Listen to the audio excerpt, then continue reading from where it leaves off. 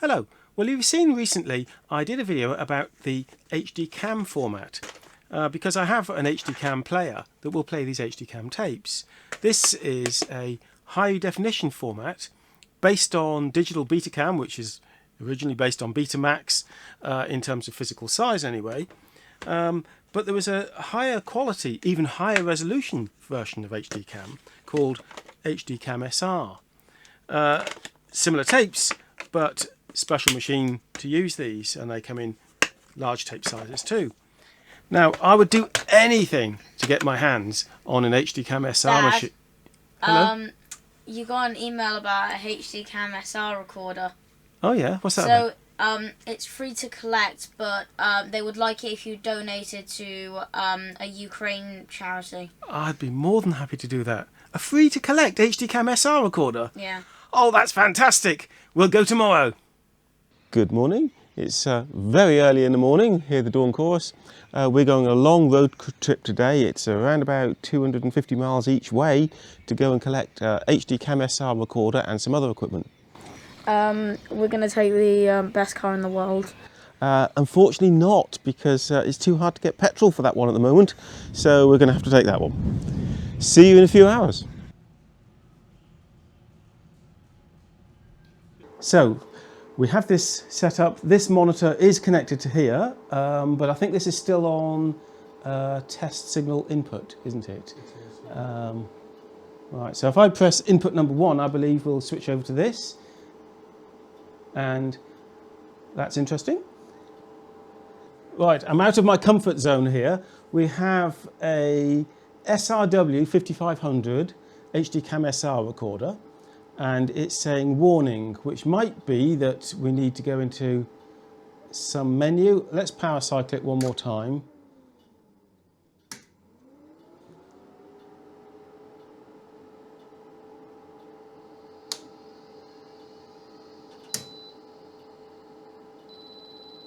Error and warning. Error A0, sys undefined error, and then that went away.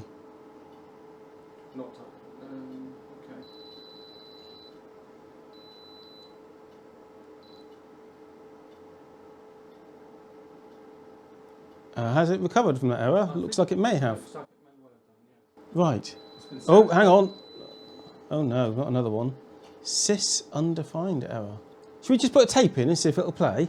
So we have an HDCAM, digital Betacam, and 2 HDCAM-SR tapes. I think I'll start with the digital Betacam and just see if it'll play that. There's no tape in there, is there? No.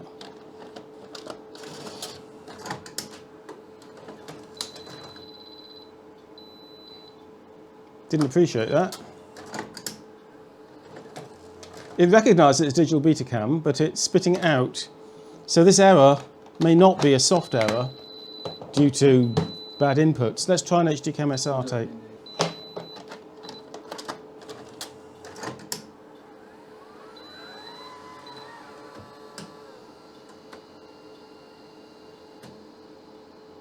That seems a little happier. Where's... Oh no, still complaining of errors. Is it at the end of the tape or I need to hit rewind? Strange, I can't find the rewind button.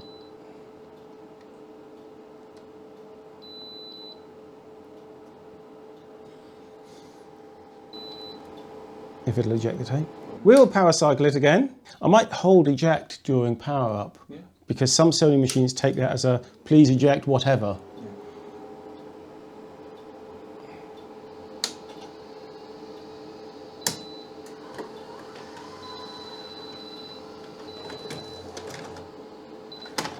Okay, so should we reseat some cards?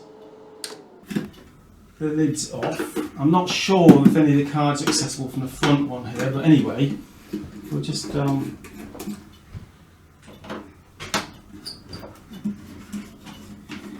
take the whole of the top off and reseat cards just in case. That's where our problem lies.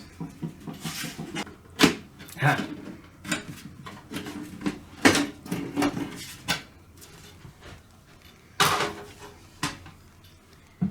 Okay, the cards are all back here anyway. So it's powered off at the moment. Let's just gently lift. Oh, that didn't sound so good. Lift and reseat these cards. Okay, that's right.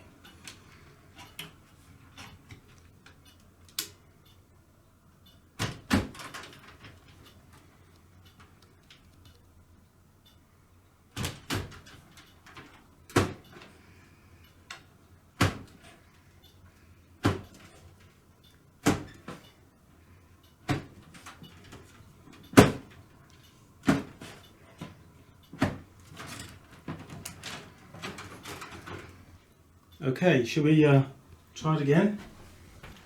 And we'll see if there's any errors on this display.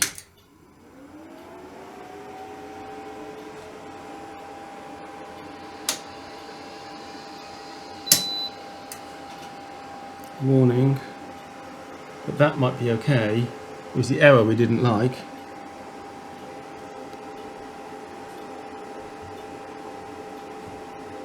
Give it a few seconds. Is that better? That might be better. Not coming up with an error, so.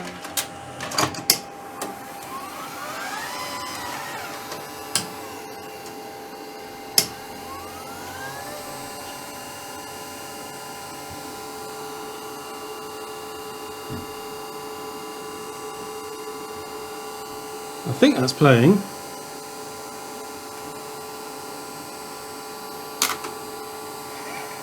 Rewind it a bit.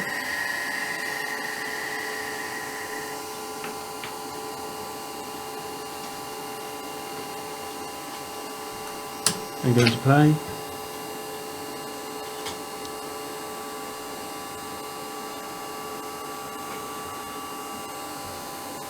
I believe that's working. We have a warning, but that could be due to lack of synchronization signals. So let's plug it back into the monitor. Because I think they can, can't they, these machines? They look for an external signal. Let's hit play.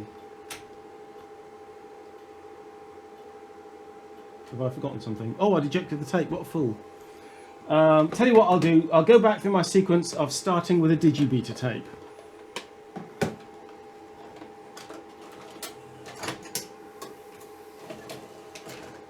Do you know, I don't think it wants to play digibeta. Okay, we won't. What do you think that is? It may be that for something's configured to not allow it to play digibeta. Let's not worry too much about that and go to, we'll start with a HDCAM. So this is not the SR. This would play on my JH3 machine.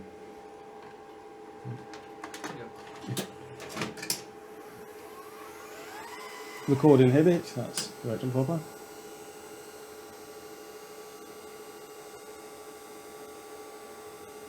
Or perhaps there's nothing on that part of the tape. Let's rewind. If we can. If we can, if I know what I'm doing. Yeah, that looks real now. Yeah.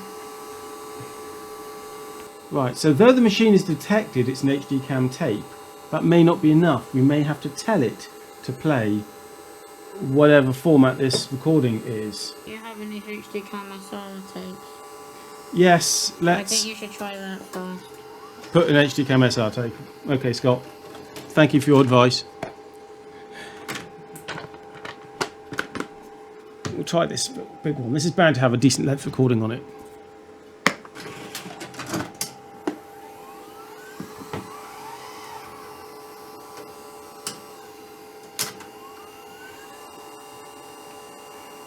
Right, that's a valid time, so hopefully we have a real recording on here now. Shall we hit play and see if we get an actual picture? Okay.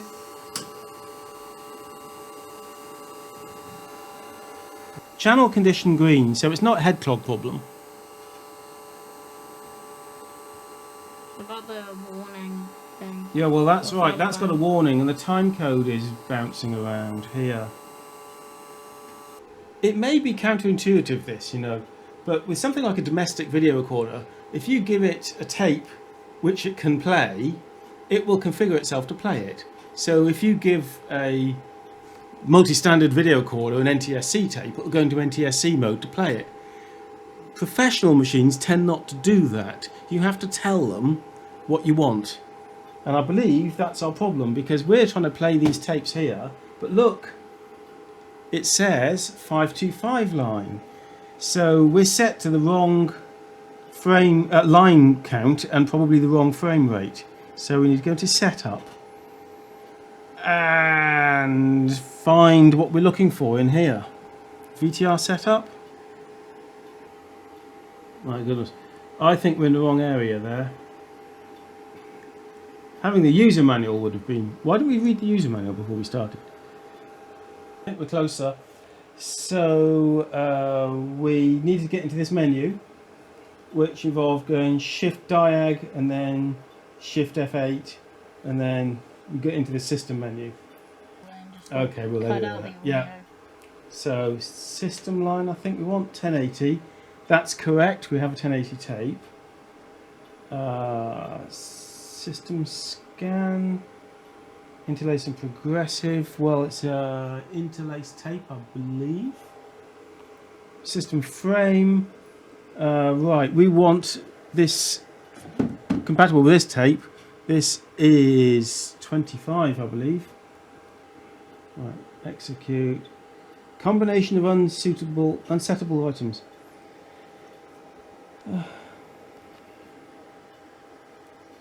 Did that wrong. Try PSA. Yeah, we're wrong. Frame convert. So this is presumably output, what it will output. Yeah. I don't know what that means. Are you sure? Yes. Yeah. That looks more promising.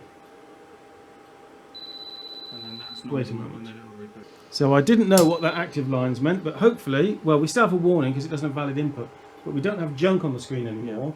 So now maybe we can put tape in and play something.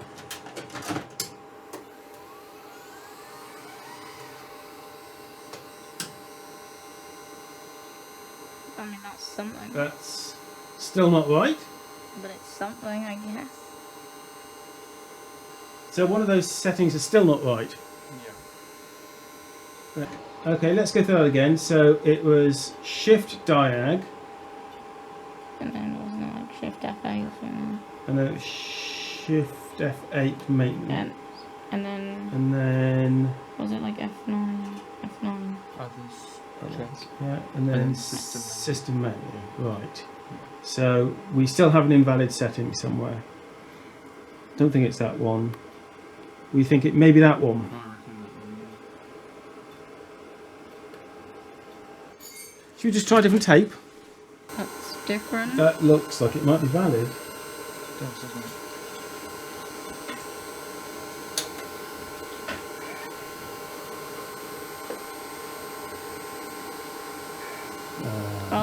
So we'll blur that, okay? Yeah, I'll Yeah, record so it, if but you just blur blur it, then all that'd of be it. better, yeah. But when I put the digibeater in, it just spat it out, so that may require a whole heap more configuration. But it's not having that.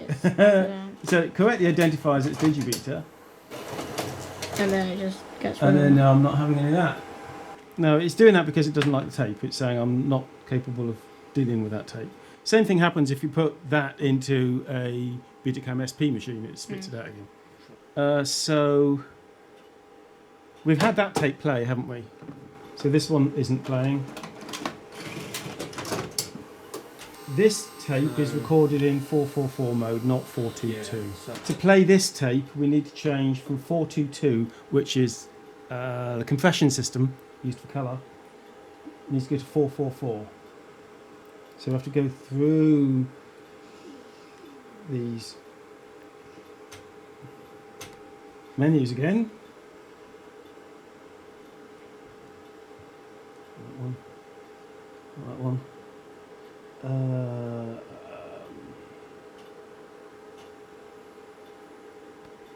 It's not active line, is it?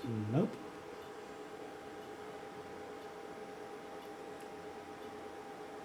F4, oh, it says there. F4 system signal mode. Aha.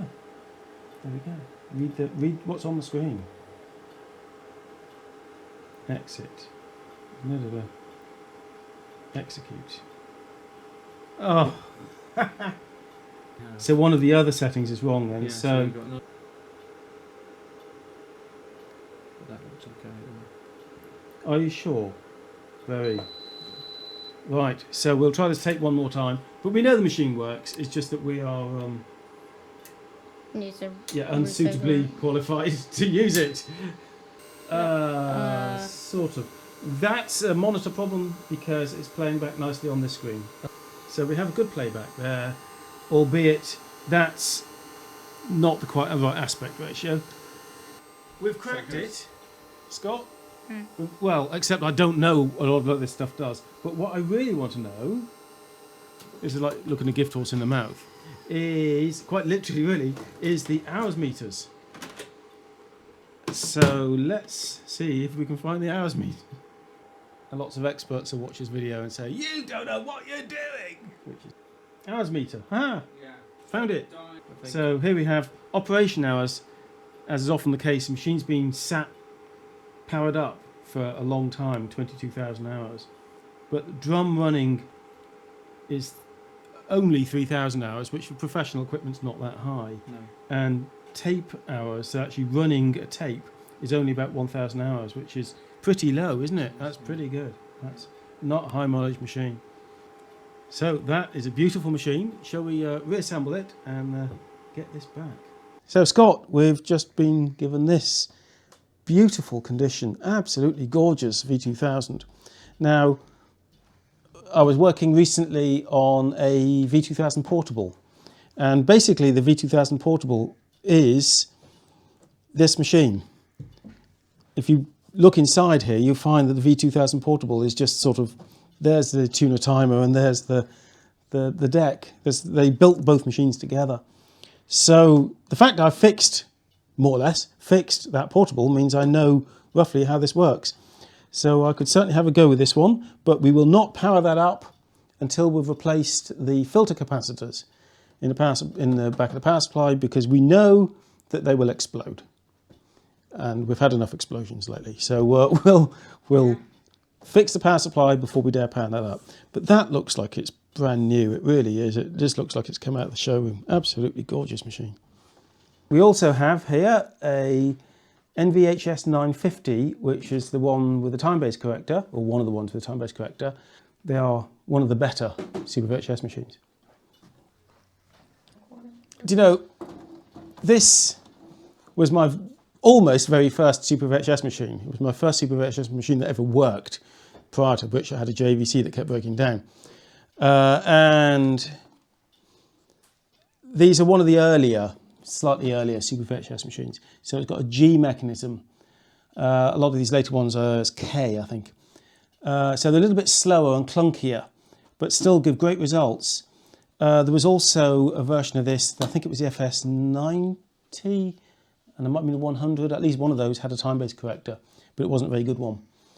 And I say, I've got one of these as well, but this is super low miles, so I mean, I can't turn it down. It's a gorgeous machine. Wow. Chris, hello again. Hi Colin, how are you? Oh, exhausted, it's been a long day. So I've been given a couple of machines which I thought you might like to test for me and Very look useful, after. thank you. This is probably the one you'll find most useful. Oh yes. The 950s are gorgeous, aren't they? Had one of those before, beautiful Yep. machine. Because that has a TBC. Yes, and the FS. The FS88, very low mileage this one. This is an older mechanism, it's a G mechanism on Yes. this, so it's slow, a bit clunky and slow. I had They're an fine machines. FS200, Same deck, yeah. very clunky. Yes. Nice machine when it was going. That's right, that's right. But Just be patient with chunker it. clunker. That's right, and this one has remote control somewhere as well, so we'll find that. There it is. And if you remember the old barcode blip, Oh yeah, they were useless. So you look after those for me and test them and let me know how they get along. Super, good man. And Thanks I Colin. will carry on my long journey, which the primary purpose of which was this Yes. HDCAM-SR, but we also sprouted V2000 and a brilliant. monitor, which is interesting. But Yes. we'll scoot on. Let's see if we can work out what some of the problems are that I'm having with this. One is that it spits digital Betacam tapes out. Another problem is that it keeps forgetting its settings. these may be related, but pop that in, detects it and spits it out. That would normally mean it doesn't have the optional extra digital Betacam player board, which I think is called HKSR 5002. So we should be able to detect that by going through the menus. Option information, I think that is. 5002 is not fitted. Aha! We've got 5001 and 5003, but not 5002. So that's why it's not playing digital Betacam. Right, that's not a fault, that's just the way the machine is. Now, if that card was installed, it would be added to the VPR card. So we will check that in a moment. Now, also, we've got this problem with a battery backup issue that it keeps forgetting its settings, and that is on the SY board. So let's go and have a look at the boards at the back and have a look at the SY and the VPR cards. Hopefully they're the ones that I can get to at the back. It's not obvious to me if any of those are marked SY. So you see SS, APR, FC, VPR, HIF, IRC, HPR and EQ. VPR is the one that should have the digital Betacam upgrade card installed on, so we'll have a look at that.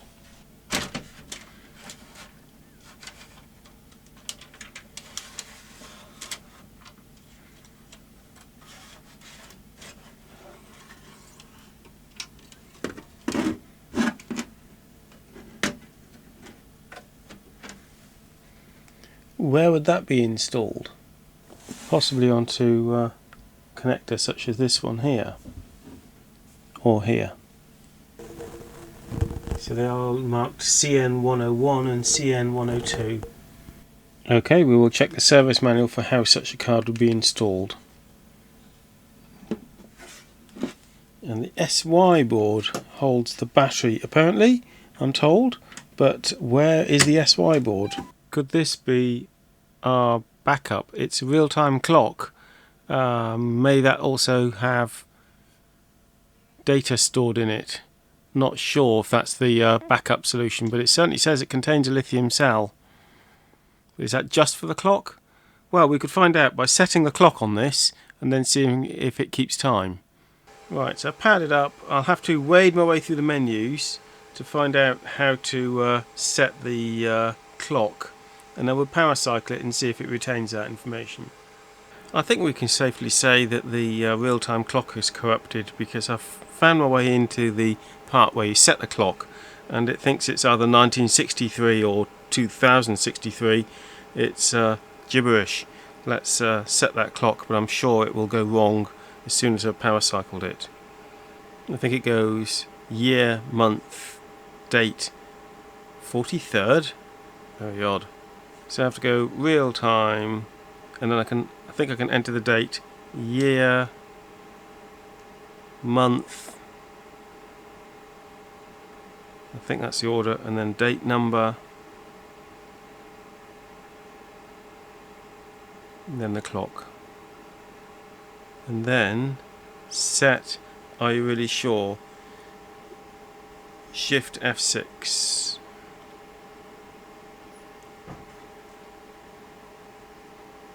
Now the clock is running.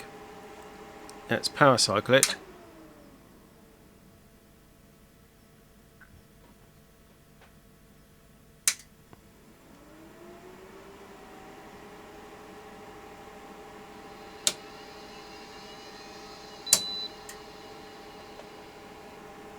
Error log. Seems to retain the date at the moment. Let's see if that holds up if we leave it powered down for a bit longer. So I just power cycled it, including switching off the supply to the mains cable, and look, it thinks the year is date 55 now, and it's all scrambled. So the real-time clock is toast, and I'm sure that's why it's failing to set and retain other settings. So we'll order one of those. Okay, a few days later we have, hopefully, the part we need.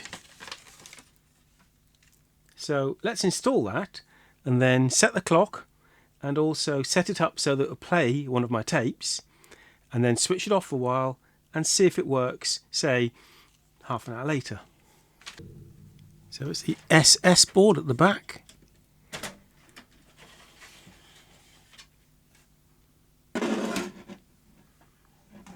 And here is the clock module we're going to be changing. There are clasps at each end which grab hold of the IC socket, so need to be careful to try to ease them off. It's not actually sitting on an IC socket, it's sitting on a chip, which is obviously a companion to this.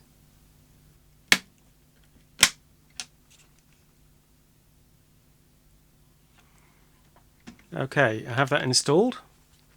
So clearly the memory is the item below, and the top part is the battery only, so that presumably contains just a battery.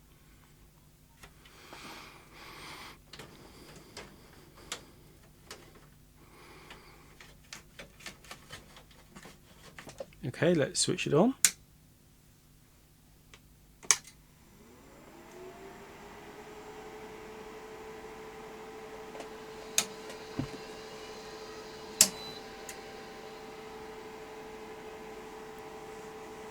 Now let's see if I can set the clock.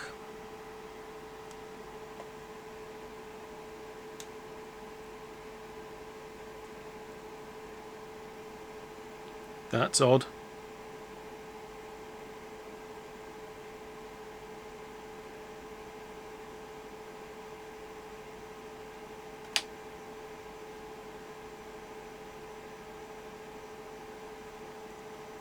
Power cycle that again.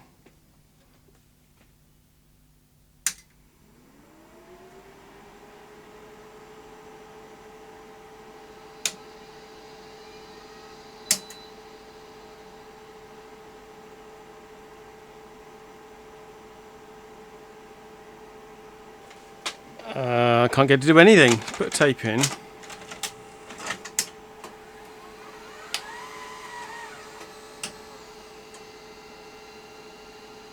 That's locked out.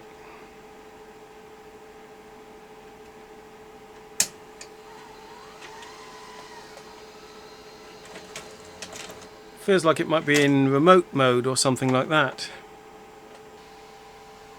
That button had been set. That remote button had been set. That was the reason it was locked out. Okay. So to set the time, you go Shift Diag, Error Log, Alt Error Log, and then you can go Real Time, and then type in the time. Year, month, day, and time. Set, are you sure? Pressed Shift Set. Right, now we have the time set. I also have it now configured so that it will play a tape. So that it can play that tape properly. So I want to confirm now that when I have power cycled it, not just at the switch here, but the mains input, that it will still play the tape and it will still have the correct time on it. So we'll leave that off for a while and come back later. Right, here we are sometime later. I'll switch on the power to the machine and then the machine itself. It seems to keep dropping into this remote mode, which is annoying. Hopefully it's retained the settings we had so that when I hit play, works better with a tape in it, that when I hit play, it will play.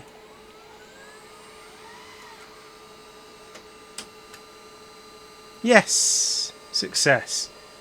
So it did retain these settings.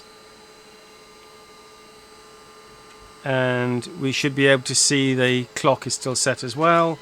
Just gone 8 o'clock. Let's confirm that's still working.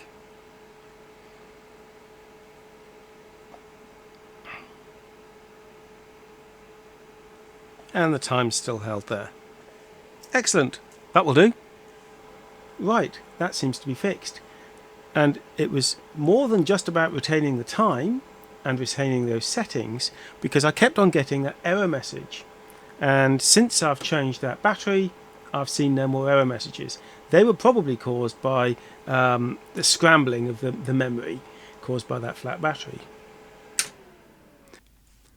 Okay, so I have the HDCAM-SR machine set up now in my studio, and we can do some more interesting material on that later when I try connecting that up to my SDI capture equipment. And there's also other equipment still to work on. For example, this beautiful V2000 VR2324 video recorder. So I'll change the filter capacitors on that first, and then we can power that up and see what it does. Well, I hope you've enjoyed this video. We'll cover plenty more audio and video technology in the near future, so do please join us for that. Bye for now.